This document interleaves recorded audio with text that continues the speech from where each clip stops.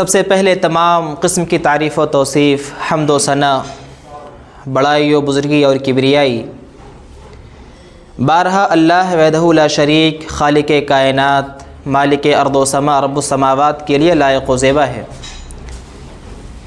جس نے تمام مخلوقات کو اس دار فانی کے اندر ایک مقصد کے تحت تخلیق بخشا اور بے پناہ نعمتوں سے نوازا۔ درود و سلام کا کروڑہ کروڑ نذرانہ پیش ہو تمام انبیاء کرام پر، خصوصاً ہمارے آخر نبی جناب محمد رسول اللہ صلی اللہ علیہ وسلم پر، جن کے ذریعے سے اسلام جیسی عظیم نعمت ہم تک پہنچی۔ حاضرین جمعہ، آج کے خطبہ مسنونہ کے بعد جو آیت کریمہ تلاوت کی گئی ہے، اس مناسبت سے آج کا موضوع ہے کل نفس ذائقۃ الموت۔ ترجمہ اس کا یہ ہوتا ہے کہ ہر نفس کو موت کا مزہ چکھنا ہے، اور واضح الفاظ میں کہہ لیں تو موت ایک ایسی اٹل حقیقت ہے جس سے کسی کو بھی چھٹکارا نہیں ہے۔ یہ موت ایسی چیز ہے جو نہ تو بچپنا دیکھتی ہے، نہ جوانی، نہ تو ادھیڑ عمر دیکھتی ہے، نہ تو بڑھاپا، نہ تو مرد دیکھتی ہے، نہ تو عورت، نہ کسی کی خوشحالی دیکھتی ہے، نہ کسی کی بدحالی۔ ان اجل اللہ اذا جاء لا یؤخر لو کنتم تعلمون۔ اللہ رب العالمین کہہ رہا ہے کہ جب متعینہ اور مقررہ وقت آ جاتا ہے تو اس میں کسی کو کچھ مہلت نہیں دی جاتی، کسی کو ایک لمحے بھر کے لیے مہلت نہیں ملتی۔ بسا اوقات ہم اور آپ اپنے ارد گرد یہ دیکھتے رہتے ہیں کہ خوشی کے ایام چل رہے ہیں، بیٹی کی شادی ہے، بیٹی کی شادی ہے، دوسری ضروریات ہیں، بہت ساری خوشیاں پھیلی ہوئی ہیں، شہنائی بج رہی ہے، لیکن موت کا وقت اگر متعین ہے، وہ عین خوشی کے موقع پہ آ کر کے ہنستا ہوا جو گھر ہوتا ہے اس کو ماتم میں تبدیل کر دیتی ہے۔ اور یہ موت وہ چیز ہے جس سے افضل البشر جناب محمد رسول اللہ صلی اللہ علیہ وسلم کو چھٹکارا نہیں۔ اللہ رب العالمین نے فرمایا قرآن مجید کے اندر وَمَا جَعَلْنَا لِبَشَرٍ مِّن قَبْلِكَ الْخُلْدَ أَفَإِن مِّتَّ فَهُمُ الْخَالِدُونَ كُلُّ نَفْسٍ ذَائِقَةُ الْمَوْتِ۔ اللہ تعالیٰ کہہ رہا ہے نبی کو مخاطب کر کے کہ یہ جو کفار مشرکین آپ کے مرنے کی تمنائیں کر رہے ہیں کہ محمد مر جائے گا اور اس کا مشن رک جائے گا، کام ختم ہو جائے گا، اللہ کہہ رہا ہے نبی کو مخاطب کر کے کہ ہم نے آپ سے پہلے کسی کو ابدیت نہیں دی ہے، آپ سے پہلے ہم نے کسی کو اس دنیا کے اندر ہمیشگی نہیں بخشی ہے، تو آپ کی وفات ہو جائے گی تو کیا یہ لوگ باقی رہیں گے؟ اللہ نے اصول بیان کیا کل نفس ذائقۃ الموت، ہر نفس کو موت کا مزہ چکھنا ہے۔ اور آپ کو معلوم ہوگا قرآن مقدس کتنی عظیم کتاب ہے۔ اب دیکھیے موت کو ذائقے سے تعبیر کیا گیا ہے، یعنی ہر نفس کو اس کو چکھنا ہی چکھنا ہے۔ ذائقہ ہر کسی کو اس ذائقے سے دوچار ہونا ہی ہونا ہے۔ یہ اور بات ہم دنیا کے اندر ذائقے کو جب ٹیسٹ کرتے ہیں، اندازہ لگاتے ہیں تو ہم اس کو بیان کرتے ہیں، میٹھا ہے، کڑوا ہے، اچھا ہے، خراب ہے، لیکن موت کا جو ذائقہ ہے یہ ایسا ذائقہ ہے کہ انسان چکھنے کے بعد بیان نہیں کر سکتا ہے۔ اللہ رب العالمین نے قرآن و حدیث کے اندر اپنے نبی پاک صلی اللہ علیہ وسلم کی زبانی بہت ساری ایسی باتیں بیان کر دی ہیں کہ کس فرد کے لیے یہ موت کا جام جو ہوتا ہے کڑوا ہوتا ہے، اور کن لوگوں کے لیے یہ موت کا جام میٹھا ہوتا ہے۔ متقین، اللہ اس کے رسول کے فرمان بردار، صالحین، شہداء، یہ وہ پاک روحیں ہوتی ہیں جن کے لیے یہ موت کا جام میٹھا ہوتا ہے، آسانی سے ان کی روح نکل جاتی ہے۔ لیکن اس کے برخلاف ایک معاصی کرنے والا، ایک گنہگار، نافرمان، اللہ تعالیٰ نے فرمایا قرآن مجید سورہ محمد کے اندر کہ جب نافرمانوں کی روح نکلنے کا وقت آئے گا تو فرشتے ان کے چہروں پر، ان کے پیٹھوں پر تماچے ماریں گے۔ سامعین کرام، بتانا یہ ہے موت وہ اٹل حقیقت ہے جس سے کسی کو بھی چھٹکارا نہیں ہے۔ ہر کسی کو موت کا مزہ چکھنا ہے۔ اللہ رب العالمین کا اصول ہے اور اللہ تعالیٰ کے اصول میں تبدیلی نہیں ہوتی ہے۔ سامعین کرام، ہمیں یہ چیز معلوم ہے کہ موت آنی ہے۔ یہ دنیا دارالعمل ہے، یہ دنیا عارضی ہے، یہ دنیا دھوکے کا سامان ہے، اور ہمیں یہاں سے جانا ہے ہمیشگی کی زندگی کے اندر۔ ہمارا سفر ایک ایسے منزل کی جانب ہے جو ہمیشہ ہمیش کے لیے ہے، جہاں پر دوام ہے۔ اس کے باوجود آج ہماری صورتحال بہت ہی دیگر گوں ہے۔ آج ہماری صورتحال ناگفتہ بھی ہے۔ بیان کرنے سے ہم قاصر ہیں کہ آج مسلمانوں کی صورتحال کیا ہے۔ یہ بات ہمیشہ یاد رکھیے، یہ موت، اس کی سختیاں بھی ہیں، نیک ہو بد ہو، لیکن اس کی سختیاں ضرور ہر کسی کو لائق ہوتی ہیں۔ ہمارے نبی صلی اللہ علیہ وسلم سے بہتر، افضل، ان سے بڑھ کر کے متقی کون ہو سکتا ہے؟ لیکن اللہ کے نبی صلی اللہ علیہ وسلم کو جب موت کا وقت آتا ہے، امی عائشہ بیان کرتی ہیں کہ آپ صلی اللہ علیہ وسلم کا چہرہ مبارک میرے گود میں تھا، آپ صلی اللہ علیہ وسلم اپنے ہاتھ کو پانی کے برتن میں ڈالتے، اپنے چہرے پر ملتے اور کہتے لا الہ الا اللہ ان الموت لسکرات، ان الموت لسکرات، اللہ کے علاوہ کوئی معبود برحق نہیں ہے، بے شک موت کی سختیاں ہیں، بے شک موت کی سختیاں ہیں۔ لوگوں، موت کی سختیاں ہیں۔ مرض الموت سے، بلکہ مرض الموت کے اندر ہی وفات سے کچھ وقت پہلے آپ صلی اللہ علیہ وسلم اپنے امتیوں کو تلقین کر رہے تھے، اپنی امتیوں کو نصیحت اور وصیت کر رہے تھے۔ آپ صلی اللہ علیہ وسلم کہہ رہے تھے، لوگوں الصلاۃ الصلاۃ وما ملکت ایمانکم، لوگوں نماز سے غافل نہ ہونا، لوگوں نماز کو ترک نہیں کرنا، نماز کو مت چھوڑنا، وما ملکت ایمانکم، اور جو تمہارے ماتحت ہیں ان پر ظلم نہیں کرنا، ان کے ساتھ انصاف کا معاملہ کرنا۔ میرے بھائیوں، وہ نبی جو رحمت للعالمین ہے، وہ نبی جو تمام رسولوں کا امام ہے، موت کے وقت جا کرنے کا عالم ہے، اپنی امتی کو نصیحت کر رہا ہے، اپنی امتیوں کو وصیت کر رہا ہے کہ میرے امت کے لوگوں، نماز سے غفلت نہ برتنا، نماز سے غافل نہ ہونا۔ آج ہم ہیں کہ اسی نبی کے امتی ہیں، اسی نبی کے پیروکار اپنے آپ کو ہم کہتے ہیں، لیکن معاملہ یہ ہے آج ہم نماز میں بہت ہی پیچھے ہیں۔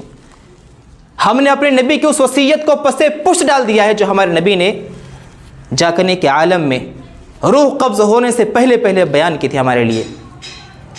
سامعین کرام، اللہ رب العالمین نے فرمایا کہ انسان یہ سوچتا ہے کہ آخرت کو بھلا کر کے اگر وہ مال و دولت کو اکٹھا کرنے کے بعد، سارے آسائش اور سارے وسائل کو جمع کرنے کے بعد اس دنیا کو اپنا دائمی جگہ بنا لے گا، اپنے لیے مضبوط قلعہ بنا لے گا۔ اللہ کہہ رہا ہے اینما تکونوا یدرککم الموت ولو کنتم فی بروج مشیدہ، تم کبھی یہ نہ سوچنا کہ ہم مال کو جمع کر کے موت سے بچ جائیں گے، تم کبھی یہ مت سوچنا کہ ٹیکنالوجی کا استعمال کر کے ہم موت سے بچ جائیں گے۔ ہم نے کئی بار دیکھا ہے ڈاکٹروں کی ٹیم ہوتی ہے، بڑے بڑے ڈاکٹرز، لیکن موت کا فرشتہ سامنے سے روح لے کر کے جاتا ہے، کسی کو ذرہ برابر بھی جرات احساس تک نہیں ہوتا ہے کہ ہم کیا کریں، جہاں کے تہاں سب کھڑے رہ جاتے ہیں۔ ٹیکنالوجی ساری کی ساری اس کے سامنے فیل ہے، اللہ کے اصول اور قاعدے کے سامنے ساری کی ساری ٹیکنالوجی فیل ہے۔ اللہ نے فرمایا اینما تکون، تم جہاں کہیں بھی رہو۔ کوئی یہ سوچتا ہے کہ ہم مضبوط سے مضبوط قلعے بنا لیں گے، مضبوط سے مضبوط قلعے کے اندر اپنے آپ کو محصور کر کے موت سے بچ جائیں گے۔ اللہ نے کہا کہ تم جہاں کہیں بھی رہو گے، موت خود تم سے آ کر کے ملے گی۔ تم موت سے بھاگ رہے ہو لیکن موت خود تم سے ملاقات کرے گی۔ وَلَوْ كُنْتُمْ فِي بُرُوجٍ مُشَيَّدَةٍ، اگرچہ تم مضبوط سے مضبوط قلعے کے اندر کیوں نہ اپنے آپ کو بند کر لو۔ سامعین کرام، یہ دنیا دارالعمل ہے، اور کوئی یہ نہ سوچے کہ اس دنیا سے مرنے کے بعد معاملہ ہمارا ختم ہونے والا ہے. کوئی یہ نہ سوچے کہ بس یہی دنیا سب کچھ ہے, یہاں سے مرنے کے بعد کون کیا دیکھتا ہے کسی کو نہیں معلوم, لہٰذا بس دنیا تک ہم محدود ہیں, موت آ گئی, روح ہمارے جسم سے نکل گیا تو ہم آزاد ہو گئے ہیں. نہیں, ایک شاعر نے بہت پیاری بات کہی ہے, کہا کہ موت کو سمجھا ہے غافل اختتام زندگی, موت کو سمجھا ہے غافل اختتام زندگی, ہے یہ شام زندگی صبح دوام زندگی. کہا کہ موت کے وقت بظاہر انسان کی آنکھیں بند ہوتی ہیں, لیکن حقیقت میں اس کی آنکھیں کھل جاتی ہیں. پھر کیا کہتا ہے وہ جب موت کا وقت آتا ہے؟ اللہ نے فرمایا قرآن مجید کے اندر, کہا کہ حتی اذا جاء احدهم الموت قال رب ارجعونی لعلی اعمل صالحا فیما ترکت. جب موت کا وقت قریب آتا ہے, موت کو فرشتے کو جب انسان دیکھ لیتا ہے تو وہ یہ خواہش کرتا ہے, اللہ سے کہتا ہے رب ارجعونی, اے میرے پروردگار مجھے لوٹا دے, مجھے مہلت دے دے. کیوں؟ وجہ بتا رہا ہے, لعلی اعمل صالحا فیما ترکت, تاکہ میں جو نیک کام نہیں کیا ہوں دنیا میں وہ کر لوں گا میں. جب موت کا فرشتہ سامنے کھڑا ہے اس وقت اس کو احساس ہو رہا ہے کہ اللہ ہم نے نیک کام نہیں کیے ہیں, مجھے مہلت دے دے, میں نیک کام کرنا چاہتا ہوں. اللہ جواب دیتا ہے کلا انہا کلمۃ ہوا قائلھا, یہ تمہارے کہنے کی باتیں ہیں, تم ایسا کرنے والے نہیں ہو. جس کو زندگی کی تمام راحتیں ملنے کے بعد اللہ کو بھول بیٹھا ہو جو شخص, کیا اس کو دوبارہ موقع دینے کے بعد ایسا کرے گا؟ نہیں کرتا. یہ مشرکین ایسے ہی کرتے تھے نا, جب کسی مجدھار میں پھنس گئے ہیں, کسی سیلاب کے اندر, سمندر کے اندر, تو یہی کہتے ہیں اللہ ہمیں تو اس سے نجات دے دے, بچا لے, ہم تیرے اوپر ایمان لانے والے ہو جائیں گے, ہم تیرے نبی کے فرما بردار ہو جائیں گے. لیکن اللہ جب ان کو بچا دیتا تھا وہاں سے, ان کو جب وہاں سے نجات مل جاتی تھی, پھر وہی رفتار بے ڈھنگی جو پہلے تھی وہ اب بھی والا معاملہ ہوتا تھا, پھر وہی کام, پھر وہی نافرمانی, پھر وہی کفریہ کام. سامعین کرام, یہ انسان کی اس وقت خواہش ہوگی, اور ایسی خواہش ہوگی جو کبھی پورا ہونے والی نہیں ہے. یہ موت کے دروازے سے ہر کسی کو پار ہونا ہے. عربی شاعر نے کہا الموت قدح کل نفس شاربہ, موت ایک ایسا پیالہ ہے کہ ہر کسی کو اس کو پینا ہے.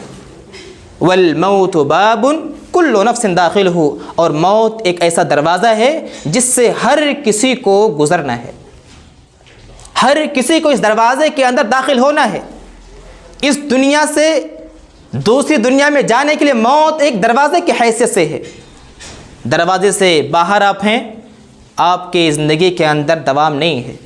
یہ زندگی موت سے پہلے کی زندگی عارضی ہے, وقتی ہے, یہاں پر زوال ہے. لیکن جیسے ہی بندہ اس موت کے دروازے سے دوسری دنیا میں داخل ہوتا ہے تو وہاں پر اس کی زندگی کو ہمیشگی ہے, دوام ہے.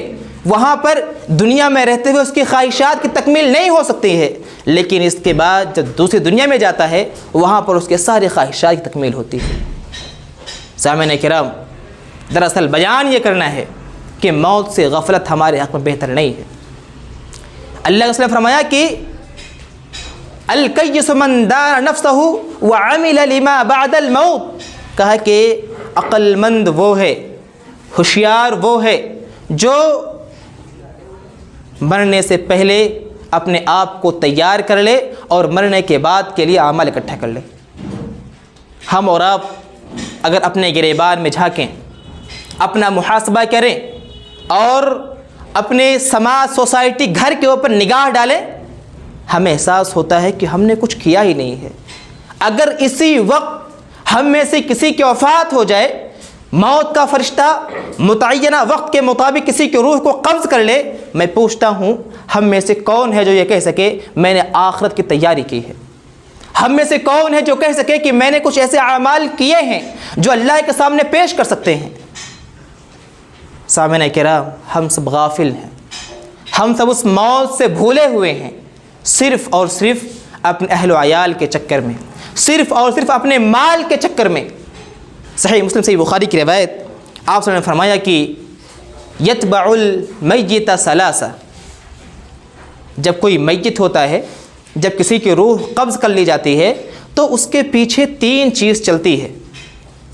اس کے پیچھے 3 چیز چلتی ہے. فَيَرْجِعُ اثنان وَيَبْقَى مَعَهُ واحد. آپ نے فرمایا کہ 2 چیزیں لوٹ آتی ہیں اور صرف ایک چیز اس کے ساتھ ہمیشہ رہے گی. يَتْبَعُهُ أَهْلُهُ وَمَالُهُ وَعَمَلُهُ. آپ نے فرمایا کہ اس کے پیچھے جاتی ہے جو گھر سے نکلتی ہے, کیا ہوتی ہے؟ اس کے اہل ہوتے ہیں. أَهْلُهُ وَمَالُهُ, اس کے مال ہوتے ہیں. وَعَمَلُهُ, اور اس کے عمل ہوتے ہیں. فَيَرْجِعُ أَهْلُهُ وَمَالُهُ, اس کے اہل و عیال, اس کے مال وہیں سے لوٹ جاتے ہیں. وَيَبْقَى عَمَلُهُ, اور اس کا عمل باقی رہ جاتا ہے. اس حدیث مبارکہ کو بیان کرنے کا مقصد یہ ہے کہ آج یہ ابن آدم, آج یہ حضرت انسان جس کے پیچھے اپنا سب کچھ قربان کیے ہوئے ہے, اپنے مال کے لیے, اپنے اہل و عیال کے لیے, اللہ کے نبی صلی اللہ علیہ وسلم نے فرمایا کہ یہ 2 کی دونوں چیزیں لوٹ آئیں گی, اس کے ساتھ قبر میں جانے والی نہیں ہے. مال کے بارے میں ہم سب جانتے ہیں, مال ایسی بے وفا شے ہے, ایسی بے وفا چیز ہے جو مرنے کے بعد میت کے ساتھ 1 انچ بھی چلنے کو تیار نہیں ہے. آپ نے جہاں جو کچھ اکٹھا کر کے رکھا ہے وہاں سے وہ ہلے گی نہیں. وہ معاملہ رہا اہل و عیال کا, معاملہ رہا گھر والوں کا, معاملہ رہا دوست احباب کا, معاملہ رہا اعزاء اور اقارب کا, وہ بھی بس ایک حد تک جائیں گے آپ کے ساتھ. قبر تک آپ کے ساتھ جائیں گے, اور قبر کے اندر آپ کو دفن کرنے کے بعد آپ کے اوپر سینکڑوں من مٹی ڈالنے کے بعد وہ بھی خیر آباد کہہ دیں گے, اور یہ کہتے ہوئے چلے آئیں گے کہ قبر تک تو ہم نے آپ کی تعظیم کر دی, اب آگے آپ کا اعمال جانیں. مال چھوڑ دیا ساتھ, 1 انچ بھی چلنے کو تیار نہیں آپ کے ساتھ. اہل و عیال بھی چند قدم آپ کا ساتھ دینے کے بعد اپنے گھر کو لوٹ آئے. آپ کے ساتھ گیا کون؟ آپ کا ساتھ دے رہا ہے کون؟ وہ آپ کا عمل ہے, وہ آپ کا نیک عمل ہے. اگر بدترین عمل آپ نے کیا ہے تو وہ آپ کے خلاف گواہی دے گا, وہ آپ کے سامنے ڈراونے جانور کی شکل میں پیش کیا جائے گا, ڈراونے شکل کی شکل میں پیش کیا جائے گا آپ کے سامنے. اور اگر آپ نے نیک کام کیے ہیں, اچھے کام کیے ہیں, یہ اعمال صالحہ قبر کی تنہائی میں آپ کا مونس بنے گا, قبر کی تنہائی میں آپ کی بے چینی کو دور کرنے والا بنے گا, قبر کی تنہائی میں, قبر کے اکیلے پن کے اندر, قبر کی تاریکی میں آپ کے لیے نور بنے گا. شرط یہ ہے کہ ہمارے پاس عمل ہونا چاہیے, صرف عمل نہیں, عمل صالح, نیک عمل ہونا چاہیے, بہترین عمل ہونا چاہیے. اور ہم سب جانتے ہیں کہ کوئی بھی عمل صالح کب ہوتا ہے, کوئی بھی عمل نیک کب ہوتا ہے؟ جب اس کے اندر 2 شرطیں پائی جائیں, 2 چیزیں پائی جائیں, ایک اخلاص اور دوسرا نبی کی اتباع. کوئی بھی عمل صالح تبھی بنے گا جب اس کے اندر اخلاص ہو, اور دوسری چیز نبی کے عمل اس کے فرمان کے مطابق ہو, تبھی وہ کیا ہوگا؟ عمل صالح ہوگا. ہم اور آپ اپنے آپ کا محاسبہ کریں, اپنے اعمال کا جائزہ لیں کہ ہم نے کتنے ایسے اعمال کیے ہیں جو ہمیں قبر میں ہمارے کام آنے والی ہیں, جو قبر میں ہمارے لیے نور کا کام کریں گے, جو قبر میں ہماری تنہائی میں ہمارے یار و مددگار ہو سکتے ہیں. ہمارے پاس ایسے کتنے اعمال ہیں. سامعین کرام, جب اپنے آپ کا محاسبہ کرتے ہیں تو ہمارے گریبان خالی نظر آتے ہیں, ہمارے ہاتھ میں کچھ بھی نہیں ہے, ہمارے نام اعمال گناہوں سے بھرے جا رہے ہیں, ہمارے پاس نیکیوں کی لسٹ نہیں ہے. صحابہ کرام کا معاملہ یہ تھا, ایک نیکی کے لیے پریشان ہو جایا کرتے تھے, موت آنے سے پہلے رویا کرتے تھے کہ اللہ ہم نے اتنے ساری نیکیاں کی ہیں, لیکن اگر آپ کی رحمت, اللہ تیری رحمت شامل حال نہ ہوئی تو یہ نیکیاں بھی ہمارے کچھ کام نہیں آ سکتی ہیں. ہمارے پاس تو یہ نیکیاں ہی نہیں ہے کہ ہم اللہ کے سامنے حوالہ پیش کر سکیں, اللہ ہم نے یہ نیکیاں کی ہیں, انہیں تو قبول کر لے. سامعین کرام, اللہ نے فرمایا قرآن مجید کے اندر, قل ان الموت الذي تفرون منه فانه ملاقيكم ثم تردون الى عالم الغیب والشہادہ. کہا کہ اے رسول اللہ, آپ لوگوں سے بتلا دیجئے, میرے پیارے حبیب آپ لوگوں کو یہ پیغام دے دیجئے کہ یہ موت جس سے تم سب بھاگتے ہو, جس کو تم سب ناپسند کرتے ہو, موت کا تذکرہ آتا ہے تو لوگ سوچتے ہیں کہ ارے چھوڑو بات, ابھی تو نوجوان ہیں, جوانی کے ایام ہیں. وہ بڑھاپے کے ٹائم پر آپ کو وہ حدیث معلوم ہوگی, مشہور حدیث ہے. آپ نے فرمایا کہ میری امت کی اکثریت 60 اور 70 سال کے درمیان کی عمر پائے گی, اور بہت تھوڑے ہوں گے جو اس سے تجاوز اور زیادہ عمر کو جائیں گے. لیکن اس درمیان میں بھی ہمیں معلوم نہیں کہ ہمارا متعینہ وقت کب آ جائے۔ ہم نے ایسے بھی واقعات اور حادثات دیکھے ہیں جو رحم مادر کے اندر روح ملنے کے بعد پیٹ کی دنیا ہی میں، رحم مادر ہی میں وہ انتقال کر جاتا ہے، یعنی دنیا کی روشنی دیکھنے کو نصیب نہیں ہوتی ہے۔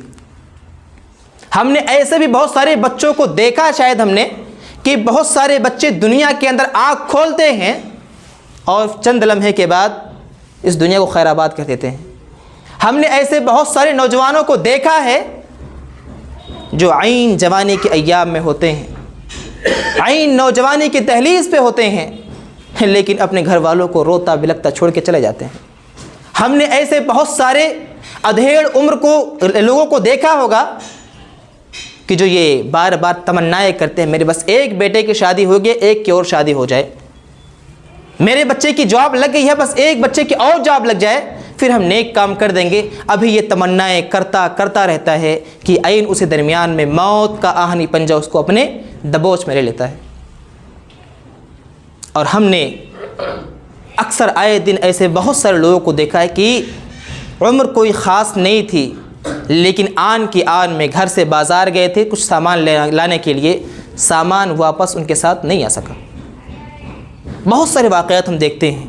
اللہ کے نبی نے فرمایا میری امت کی جو عمومی طور سے عمر ہوگی 60 سے 70 کے درمیان ہوگی، اور تھوڑے ہوں گے جو اسے تجاوز کریں گے، لیکن اس 60-70 سال کی جو عمر بتلائی گئی ہے عام طور سے، اس میں بھی کب کس کے ساتھ متعینہ وقت آ پڑے کس کے پاس کسی کو معلوم نہیں ہے۔ لہٰذا وہ حدیث جو میں نے پچھلے جمعہ کے اندر بیان کی تھی کہ اغتنم خمسا قبل خمس، 5 چیزوں سے پہلے غنیمت جان لو، ان میں سے ایک یہ بھی ہے حیاتک قبل موت، اپنی زندگی کو موت سے پہلے غنیمت جان لو، اپنی زندگی کو موت سے پہلے غنیمت جان لو، اور جو کچھ تم کر سکتے ہو اس کے اندر کر لو، کیونکہ جب موت کا فرشتہ سامنے آئے گا اس وقت کچھ بھی نہیں بات بننے والی ہے، اس وقت کچھ بھی نہیں بننے والا ہے، اس وقت سارا معاملہ تمہارے ہاتھ سے کنٹرول سے جا چکا ہوگا۔ میں نے بیان کیا آپ کے سامنے وہ آیت کریمہ کی بندہ کوشش کر دعائیں، بندہ اس وقت اللہ سے التجا کرے گا اللہ مجھے موقع دے دے، مہلت دے دے، اس فرشتے کو لوٹا دے میرے پاس سے، کیوں؟ میں نیک کام کرنا چاہتا ہوں۔ میرے بھائی اللہ نے کہا کہ کل ہرگز نہیں، ایسا نہیں ہو سکتا ہے۔ ان اجل اللہ اذا جاء لا یوخر لو کنتم تعلمون، اللہ نے کہا کہ جب متعینہ وقت آ جاتا ہے تو کسی کو لمحے بھر کے لیے مہلت نہیں ملتی۔ سامعین کرام، یہ تمام آیات اور حدیث سننے اور جاننے کے بعد ہم سب کے اوپر ایک ذمہ داری عائد ہوتی ہے، ہم سب کے اوپر ایک ذمہ داری لازم آتی ہے کہ اب اس کے بعد اگر ہم غفلت میں تھے اب تک اگر ہم اپنے آپ کو خواب خرگوش میں سلائے ہوئے تھے، ہمیں دنیا کی حقیقت علم نہیں تھا، یا ہم موت سے غافل تھے، تو ہمارے اوپر ذمہ داری بنتی ہے کہ ہم اپنے اس خواب کی چادر کو چاک کریں، اپنے آپ کو ہوش میں لائیں اور اپنے نام اعمال کو نیکیوں سے بھرنے کی کوشش کریں، کیونکہ یہی عمل صالح ہمارے کام آنے والے ہیں۔ یہ مال ہمارا ساتھ چھوڑ دیں گے، یہ اہل و عیال ہمارا ساتھ چھوڑ دیں گے، یہ ساری کی ساری ٹیکنالوجی دھری کی دھری رہ جائے گی، اور موت کا آہنی پنجہ اپنے دبوچ میں لے لے گا ہم سب کو۔ اسی لیے ہم سب کو چاہیے کہ قبل اس کے کہ محاسبہ ہمارا کیا جائے، ہم خود اپنا محاسبہ کر لیں۔ عمر بن خطاب رضی اللہ تعالیٰ عنہ وہ یہ بات اکثر کہا کرتے تھے، لوگو حاسبوا انفسکم قبل ان تحاسبوا، لوگو اپنے آپ کا محاسبہ تم خود کر لو قبل اس کے کہ تمہارا محاسبہ کیا جائے۔ فائدہ کیا رہے گا؟ اگر تم خود اپنا محاسبہ کرو گے، اپنی اصلاح کر سکتے ہو، اپنے اندر جو تمہیں کمیاں نظر آئیں گی تم اس کو سدھار سکتے ہو، لیکن جب تمہارا محاسبہ کیا جائے گا اللہ کے پاس، اس وقت سدھارنے کے لیے، اصلاح کرنے کے لیے تمہارے پاس کچھ نہیں ہوگا۔ لہٰذا غفلت کی نیند سے ہم سب کو بیدار ہونا چاہیے، اور خاص طور سے میں دوبارہ وہ بات دہراؤں کہ اللہ کے نبی صلی اللہ علیہ وسلم نے مرض الموت کے اندر، موت روح جسم سے قبض ہونے سے پہلے اپنی امتیوں کو جو وصیت کر گئے ہیں کہ لوگو الصلاۃ وما ملکت ایمانکم، لوگو نماز میں غفلت نہ برتنا، لوگو نماز سے غافل نہ ہونا اور اپنے ماتحتوں کے ساتھ انصاف کرنا، ان کے حقوق کو پورا کرنا، اس حدیث اور اس وصیت پر ہم سب عمل پیرا ہو جائیں۔ سب سے بڑی کمی، سب سے جو سنگین معاملہ ہماری قوم کا، اس امت محمدیہ کا ہے، وہ یہی ہے کہ وہ دین کو بہت معمولی سمجھتی ہے، وہ دین کی اہمیت کا اس کو اندازہ نہیں ہے، اس ایمان کا اس کو اندازہ نہیں ہے کہ ہم نے جس نبی کا، جس رب کا کلمہ پڑھا ہے وہ ہم سے چاہتا کیا ہے، اس کی اہمیت کیا ہے۔ سامعین کرام، آپ کو معلوم ہے کہ ہمیں اللہ تعالیٰ نے اس کلمے کو نوازا ہے۔ یہ جو عظیم نعمت اسلام کی ہے، یہ ایسی عظیم نعمت ہے کہ جس کے پاس یہ نعمت نہیں ہے وہ کل قیامت کے روز اللہ کے سامنے ڈھیروں سارے اعمال پیش کرے گا۔ دنیا والے کفار جو ہوں گے وہ کہے گا اللہ میں اگر روئے زمین اور آسمان کے درمیان جتنا خالی جگہ ہے سب بھر کر کے سونا پیش کر دوں، مجھے معاف کر دے۔ اللہ کہے گا نہیں۔ ایمان وہ مقام اور وہ حیثیت رکھتی ہے کہ اگر روئے زمین بھر کر کے سونا پیش کیا جائے تب بھی اس کی یہ فدیہ کے طور پر قبول اس کی طرف سے نہیں کیا جائے گا۔ کیوں؟ کیونکہ اس کے پاس ایمان نہیں ہے۔ آج اللہ نے ہمیں ایمان دیا ہے، اللہ رب العالمین نے ہمیں اسلام جیسی عظیم نعمت سے نوازا ہے، ہمیں اس کی قدر کرنی چاہیے، ہمیں اللہ اس رسول کے فرمان کے مطابق عمل کرنا چاہیے، اور یہاں سے جانے کے بعد جو زندگی ابدی ہے، جو ہمیشہ کی زندگی ہے، جس کے زندگی کو دوام ہے، ہمیں اس کی تیاری کرنی چاہیے۔ اور کتنا ہی بدنصیب ہوگا وہ شخص، کس قدر اپنے آپ کو خسارے میں ڈالنے والا ہوگا وہ شخص جو اس روئے زمین پر رہتے ہوئے اچھی خاصی عمر گزارنے کے بعد اپنے آپ کو اس دائمی زندگی کے اندر سکون کے لیے جنت کو حاصل نہ کر سکے۔ اللہ نے فرمایا قرآن مجید کے اندر کل نفس ذائقۃ الموت وانما توفون اجورکم یوم القیامہ فمن زحزح عن النار وادخل الجنۃ فقد فاز وما الحیاۃ الدنیا الا متاع الغرور۔ اللہ نے فرمایا لوگو، ہر نفس کو موت کا مزہ چکھنا ہے، یہ اللہ کا دائمی اصول ہے۔ اس دنیا کے اندر جتنی بھی مخلوقات ہیں سب کو کل من علیہا فان ویبقى وجہ ربک ذو الجلال والاکرام۔ سورہ الرحمن میں اللہ نے فرمایا کہ جو کچھ بھی ہے سب کو فانی ہے، سب کو فنا ہے، سب مرنے، سب ختم ہونے والے ہیں سوائے اللہ کی ذات کے۔ بس اللہ کی ذات باقی رہے گی، سب فنا ہو جائیں گے۔ یہاں تک کہ جو موت ہے نا، موت کو بھی موت آنی ہے۔ وہ سب کو، آپ سب کو شاید معلوم واقعہ کہ اللہ تعالیٰ جب فیصلہ کر دے گا جنتیوں کو جنت کے اندر اور جہنمیوں کو جہنم کے اندر، تو اس کے بعد اللہ تعالیٰ موت کو میڈھے کی شکل میں یا کسی شکل میں اللہ تعالیٰ لائے گا اور وہاں پر بلائے گا جنتیوں کو اور جہنمیوں کو، سب اپنے بالا خانے پہ آ کر کے دیکھیں گے۔ اللہ کہے گا یہ تمہاری موت ہے۔ اس کے بعد موت کو بھی ذبح کر دیا جائے گا۔ پھر اس کے بعد جو جہاں کا وہ وہاں کا ہمیشہ ہمیشہ کے لیے، جو جہنمی ہے وہ ہمیشہ جہنم میں رہیں گے اور جو جنتی ہیں وہ ہمیشہ جہنم میں رہیں گے۔ پھر وہاں پر کسی کو موت نہیں آنی ہے۔ اللہ نے فرمایا اصولی طور پر ہر کسی کو مرنا ہے، ہر کسی کو اس عارضی زندگی کو ترک کرنا ہے، چھوڑنا ہے۔ اور وَإِنَّمَا تُوَفَّوْنَ أُجُورَكُمْ يَوْمَ الْقِيَامَةِ، اور تم نے جو کچھ بھی عمل کیا ہے اس کی اجرت قیامت میں دی جائے گی۔ یوفون، وفا کیا، تمہارے ساتھ وفا کیا جائے گا، یعنی پورا بدلہ دیا جائے گا۔ کیونکہ اس دنیا کے اندر کسی مخلوق کے پاس یہ استطاعت یا یہ صلاحیت نہیں ہے کہ وہ کسی کو پورا بدلہ دے سکے۔ بطور مثال میں پیش کروں آپ کو، والدین نے ہمارے ساتھ جو کچھ کیا ہے ہم ان کا بدلہ دے سکتے ہیں کیا؟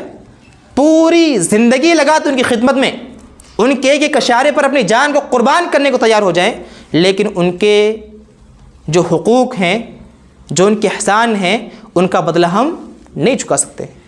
لہٰذا اللہ نے فرمایا کہ میں تمہیں تمہارے اعمال کا پورا بدلہ دوں گا، کہاں؟ قیامت کے روز۔ اور اللہ نے فرمایا کامیابی کیا ہے؟ کہا کہ تو تم میں سے جو کوئی فمن زحزح عن النار، اپنے آپ کو جو جہنم سے بچا لے، وادخل الجنہ، اور جس کو جنت کے اندر داخل کر دیا گیا، فقد فاز، تو وہ کامیاب ہو گیا۔ دنیا کے اندر رہتے ہوئے کامیابی کی مختلف ڈیفینیشن کی جاتی ہے۔ کامیابی کس کو کہتے ہیں؟ ٹو اچیو یور گول، اپنی گول کو حاصل کر لیا کامیابی لوگ کہتے ہیں، یہ سکسیس کہتے ہیں لوگ۔ لیکن اللہ نے کہا کہ شریعت کی نگاہ میں کامیابی یہ ہے کہ بندہ اپنے آپ کو جہنم سے رہائی دلا لے اور جنت میں داخلہ کروا لے، یہ سب سے بڑی اس کے لیے کامیابی ہے۔ اور اللہ نے اس دنیا کی حقیقت بیان کی کہ وَمَا الْحَيَاةُ الدُّنْيَا إِلَّا مَتَاعُ الْغُرُورِ، لوگوں یہ دنیا کی زندگی دھوکے کا سامان ہے، یہ دنیا کی زندگی دھوکے کا سامان ہے، کہیں تم اس دھوکے میں آ کر کے اپنی آخرت کو برباد نہ کر لینا۔ اللہ سے دعا کریں مولا کریم ہم تمام لوگوں کو عمل صالح کرنے والا بنائے، اور ان تمام آیات اور حدیث سے اللہ ہم سب کو نصیحت پکڑنے والا بنائے۔ مولا کریم ہمیں موت کو کثرت سے یاد کرنے والا بنائے۔ مولا کریم ہم سب کو جب تک دنیا کے زندہ رکھے ایمان اسلام پر قائم و دائم رکھے، اور ہمارا جب خاتمہ تو ایمان ہی پر ہو۔ آمین۔ تقبل یا رب العالمین، وآخر دعوانا ان الحمد للہ رب العالمین۔